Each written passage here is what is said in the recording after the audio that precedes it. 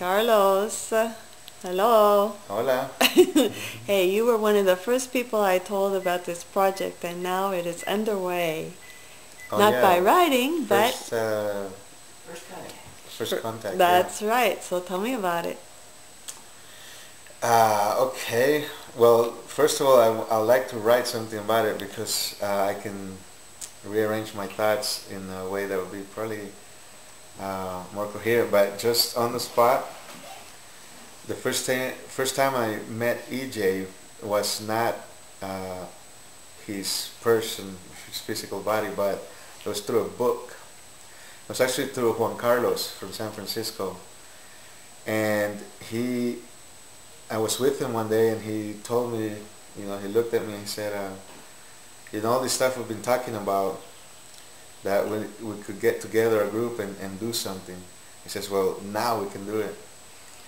And at that time, I think I was messing around with trying to learn some Aleister Crowley rituals and stuff. And I had never heard of E.J. Gold or anything. And anyways, he and Rick Perko rented a space in San Francisco on the Market and 6th District. And we met there for the first time, and we had a table, chairs, and we started reading The Human Biological Machine as a Transformational Apparatus. And reading that first chapter was so enlightening, because I found not just the language with which I could express my own condition and the condition of those around me, but also the tools seem to be there for me to do something about it, just like Redfin in that book. And then I got to meet Patricia Elizabeth, who I think it's and she gave a workshop on using the American Book of the Dead, also by EJ, and that was to me also getting closer to my first encounter with him, because that book too blew me away. I never thought anybody had this type of knowledge, and it always seems to awaken something very deep, ancient, and personal inside me. And then the first time I came to the institute right here was by means of a workshop that the institute was hosting, and EJ of course was there, but I never met him. I hadn't seen him yet, and there was a moment when we were at what they call the barn at the institute, and it was we were in the music studio where they have guitars and bass guitars, and they had a drum set. And I remember sitting on the couch, and I was with Juan Carlos, and I was with Dilcia, and I was with Rick Perko, and maybe, I don't know if Tito was there yet,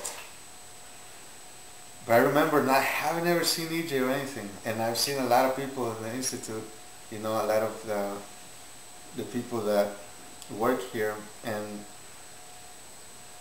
then to the back of the room, I was sitting, and then to the back of the room comes in somebody, and then comes in another body, and I knew it was EJ.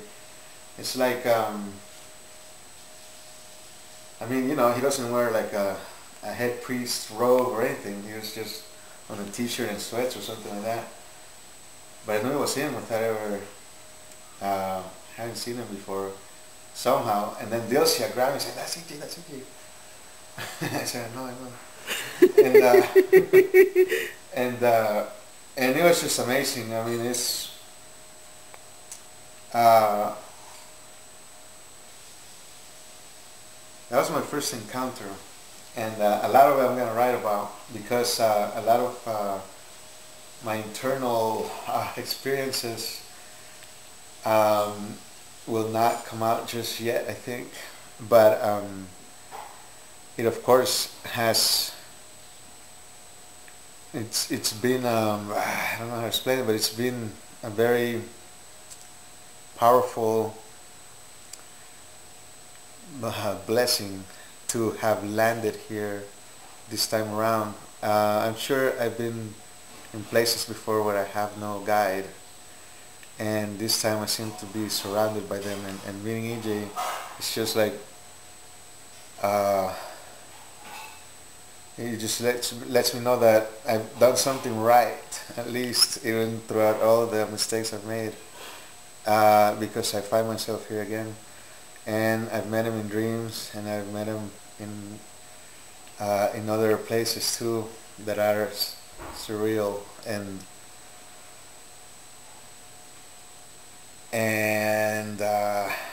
well, that's it.